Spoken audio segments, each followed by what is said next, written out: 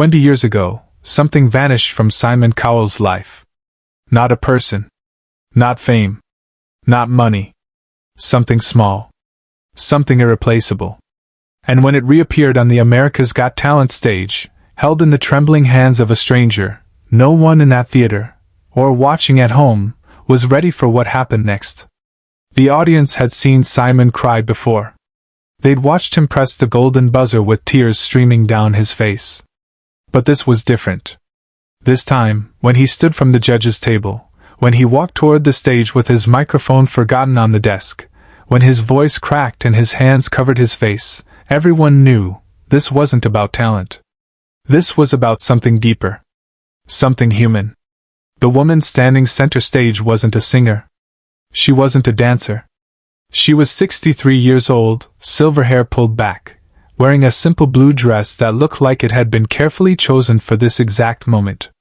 In her hands she held something small. Something that glinted under the stage lights. And when Simon saw it, his entire world stopped. But to understand why that moment shattered him, we have to go back.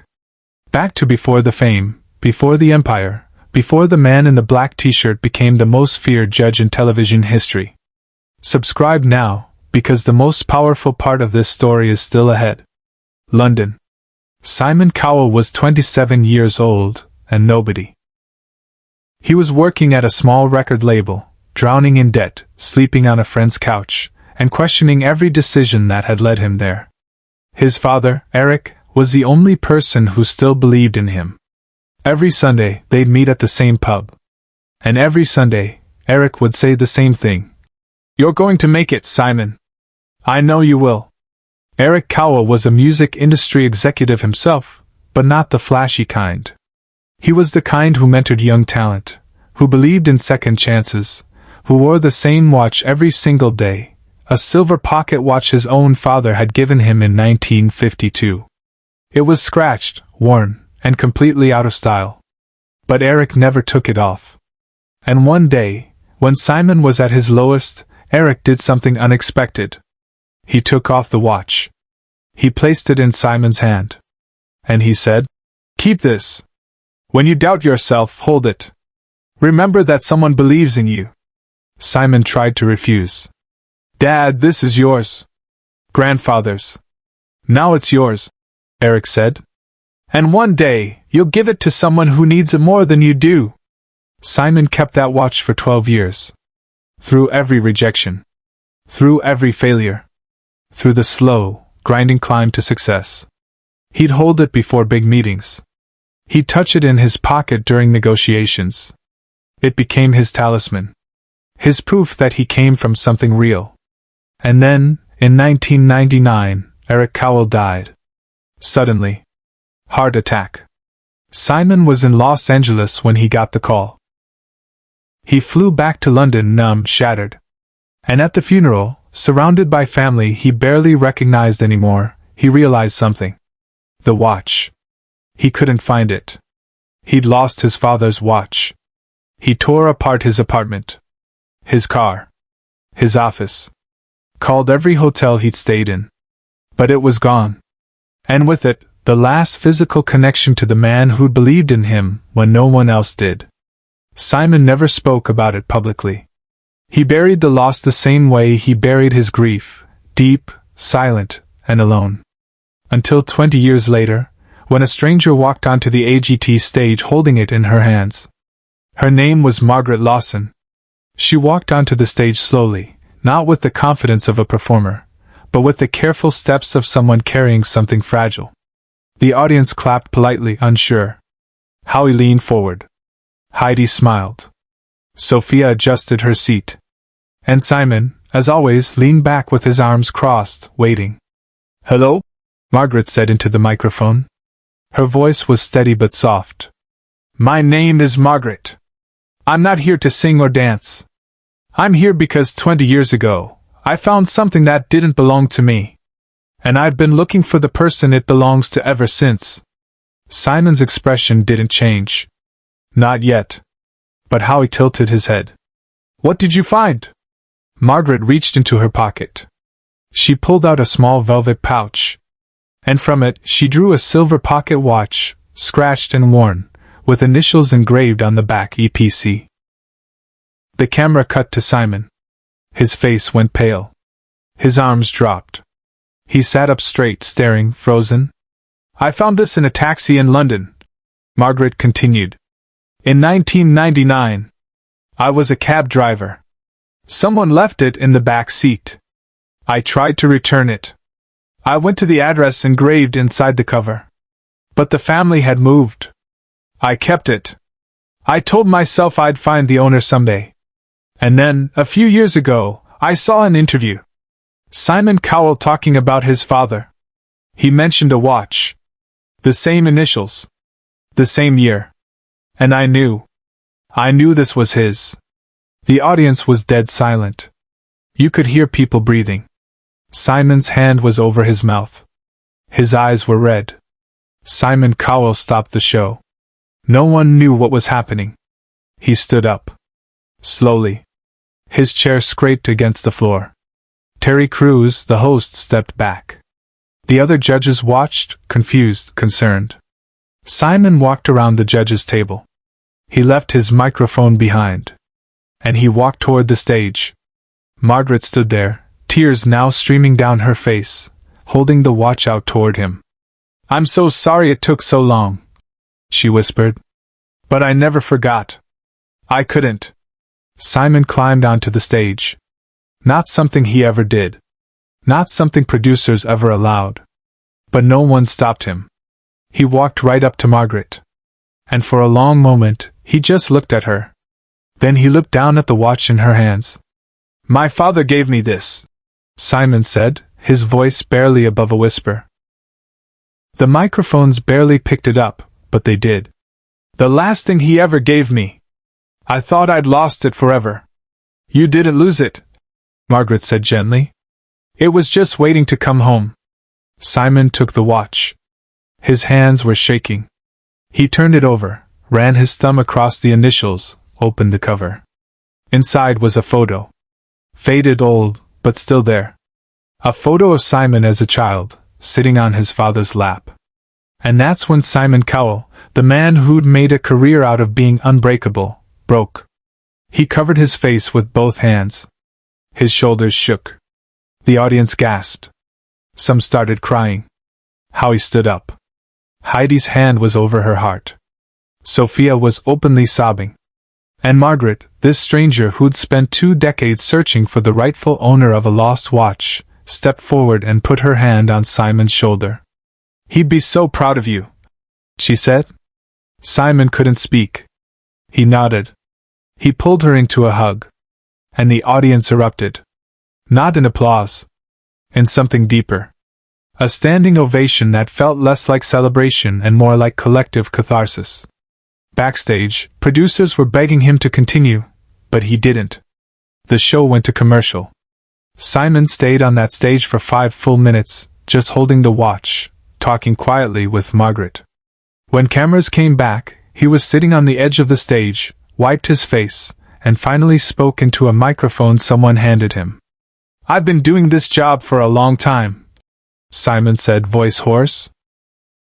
"I've seen incredible talent. I've seen people's dreams come true. But I've never seen anything like this. Margaret, you didn't have to do this. You could have kept it. Sold it. Forgotten about it. But you didn't. You spent 20 years looking for me. Why?" Margaret smiled, tears still wet on her cheeks. "Because it mattered to someone. And that made it matter to me." Simon looked down at the watch again. Then back up at her. "I don't have a golden buzzer to give you. But I have something better." He stood. He walked back to the judge's table. He picked up a piece of paper and a pen. And right there, in front of everyone, he wrote something. He folded it, walked back to Margaret, and handed it to her. "Open it later," he said. "When you're alone." Margaret nodded, clutching the paper. The audience stood again. This time, the applause lasted so long, production had to cut to the next act. Later, when Margaret opened the note backstage, this is what it said. "You reminded me why I do this. Not for the fame.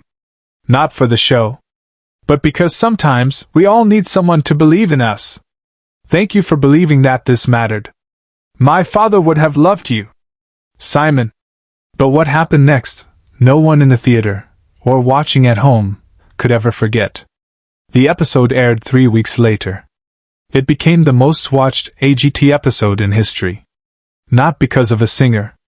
Not because of a golden buzzer. But because of a moment of pure, unscripted humanity. Simon kept the watch. He wears it now. Not every day. But on important days. Days when he needs to remember where he came from. Days when he needs to feel his father's belief in him again. And Margaret? Simon flew her back to Los Angeles 2 months later. Not for the show. For a private dinner. Just the two of them. He wanted to hear the whole story. Every detail. How she'd kept the watch safe. How she'd searched. How she never gave up. At that dinner, Margaret told him everything. How she'd kept the watch in a small wooden box on her nightstand for 20 years. How she'd look at it every morning and promise herself she'd find its owner. How she'd written letters to television networks, talent agencies, even the British consulate, asking if anyone knew how to reach Simon Cowell about a personal matter. Most people thought I was crazy. Margaret laughed, wiping her eyes. They'd say, he's a famous billionaire. He doesn't care about an old watch. But I knew. I knew it mattered. Simon reached across the table and took her hand. It was the only thing that mattered. She told him about the moment she finally saw the interview. It was late at night. She was watching a documentary about music moguls. Simon was talking about his early struggles, his father's unwavering support. And then he said it, almost in passing. My dad gave me his father's pocket watch. I lost it right after he died. I'd give anything to have it back. Margaret had rewound that segment 17 times. She took screenshots. She researched. She found out Simon was judging America's Got Talent. She applied to be a contestant. Not to perform. Just to get in that room. To hand him what was rightfully his. I practiced what I'd say for months, she confessed. I was terrified you'd think I was lying. Or worse, that you wouldn't remember. I never forgot, Simon said quietly. Not for a single day. You gave me more than a watch, Simon told her that night. You gave me proof that good people still exist. Margaret smiled. Your father raised a good man. I just wanted him to know. But there was something Simon hadn't told her yet. Something he'd been holding back. He reached into his jacket pocket and pulled out an envelope. Inside was a check. Not for money. It was a contract. Margaret was now a permanent consultant for the Eric Cowell Foundation. Her job? To find lost dreams. To reconnect people with what they thought was gone forever. You spent 20 years looking for me, Simon said. Now I want you to help others do the same. Margaret stared at the papers, tears streaming down her face again. Simon, I can't. You can't, he interrupted. Because you already did. You proved that some things are worth the search. The story could end there. But it doesn't. Because 6 months later, Simon Cowell launched a new initiative, the Eric Cowell Foundation. A fund dedicated to helping young, struggling artists who were exactly where Simon had been in 1987. Broke. Doubting. Desperate. And every recipient receives the same message Simon's father gave him. Someone believes in you. The foundation's logo? A silver pocket watch. This wasn't just a moment on a TV show. It was the moment Simon Cowell's heart, so carefully guarded for decades, finally opened again. Not because of talent. Not because of performance. But because a stranger, a 63-year-old former cab driver from London, spent 20 years proving that some things matter more than fame. Simon still judges. He's still tough. He still says no. But now, when someone walks onto that stage with a story that cuts deeper than skill, when someone shows up not to perform but to connect, Simon listens differently. Because he knows, sometimes, the most powerful moments aren't about what you can do. They're about what you've carried, what you've lost, and what you're brave enough to return. If this story moved you, share it. Subscribe. Because moments like this remind us why we watch. Not for the spectacle, but for the truth. The raw, unfiltered truth that even the toughest among us are human. And sometimes, all it takes is a stranger's kindness to prove it.